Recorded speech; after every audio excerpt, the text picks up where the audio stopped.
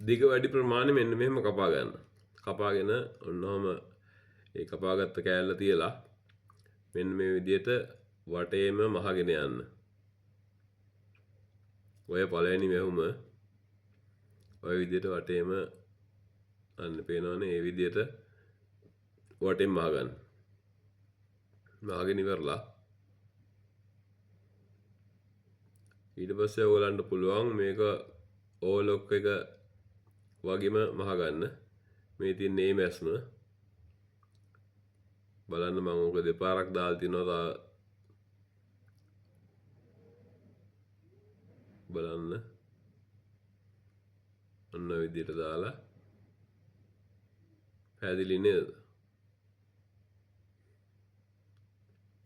ඉතින් ඔයාලා තායිත් කලිසමක් කොට කරලා මහ ගන්න ඕන නම් ඔන්න ඔය විදිහට කොට කරලා මහ ගන්න.